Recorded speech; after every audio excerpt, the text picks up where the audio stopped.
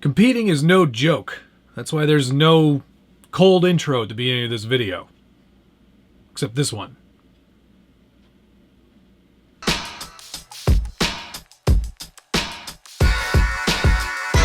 Welcome back to the Skill Builders Guild. Thanks again for watching. It's episode 2 of the RC4WD C2X upgrade series, where we are trying to make the C2X as capable in competition as possible. In the previous episode, we did a motor clock on that transmission. We changed the ESC, we changed the wheels, tires, we added some weight.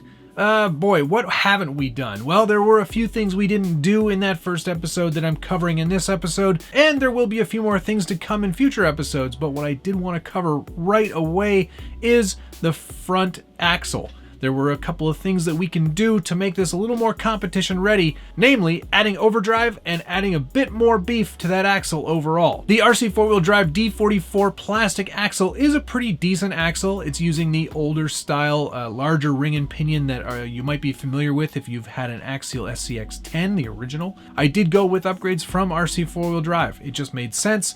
They were made for this axle. They're definitely going to fit, so let's put them on right now. The first upgrade that I wanted to cover today on the RC4WD C2X was the steering knuckles.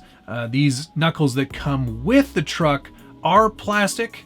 They could stand to be a little bit stronger. This truck already has great steering out of the box. If you're going to be competing though, you definitely want to make sure you've got some robust, beefier parts on there to maybe stand up to a little more abuse, because in a comp situation you're less likely to be feathering the throttle as you will be pounding that throttle.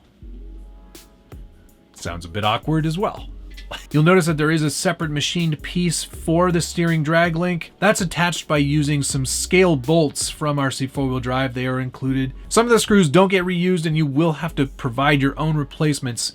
These knuckles add some strength, and they also just look a lot better than the stock plastic parts. Another big disadvantage of this stock axle is that it doesn't offer overdrive. That said, it is very easy to replace the stock gearing with an overdrive set of gears using a 36-tooth ring gear and a 14-tooth pinion gear. I'll make sure to put a link down below to where you can get these parts if you are also upgrading and you want to do overdrive and add all these parts to your C2X. That's a pretty easy installation, and when I opened up this axle, I was surprised to see 2 bearing retainers. I wasn't expecting that actually, and that's not how Axial did it in their original design, so RC4WD has obviously improved on that old axle, adding some new bits and pieces that I've seen only in current generation axles, so it's not without its improvements. The locker that's included is also metal, which is, again, another upgrade that you don't see in a stock SCX10 axle. It's nice to see that RC4WD has made some improvements on an old design. Now that we've got overdrive, you can see the advantages in running that system. The front wheels spin at a faster rate than the rear wheels,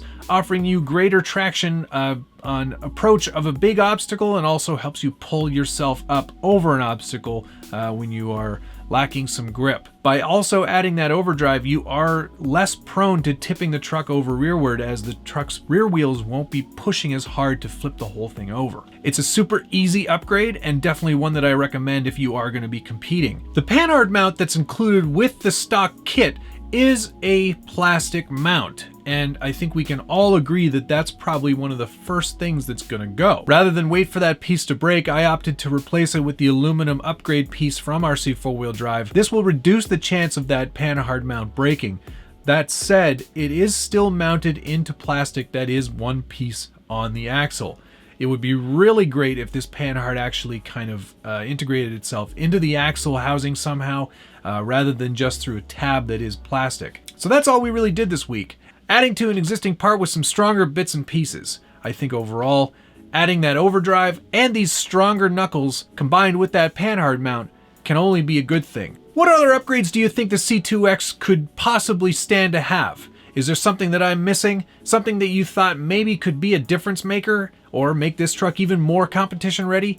Post up your suggestions down below. If it wasn't so crappy outside, and if I wasn't feeling so crappy, I'd probably take the truck out and see how it does now that it's been upgraded a little bit. I'm actually really itching to see how this truck does, and I really want to take it back to the original location where I filmed the running video, because I think that would be a great side-by-side kind of test to see how this truck now performs. I can go back, look at all that footage, see the lines that I took, and try to recreate them as best I can with a new video. If that's something you'd like to see, why don't you post a comment down below? Let me know what you think. And of course, you know I read every single comment and try to answer as many of them as I can. And while we're at it, if you're enjoying this video, don't forget to hit the like button, subscribe if you haven't already, and hit that notification bell so you get updates anytime there's a new video from the Scale Builders Guild. That's going to cover it for this episode of putting the C in the C2X. I hope that you'll stick around and watch future episodes, as there's a lot more that I plan to do to this truck, including some brazing. Thanks so much for watching. We'll see you again soon.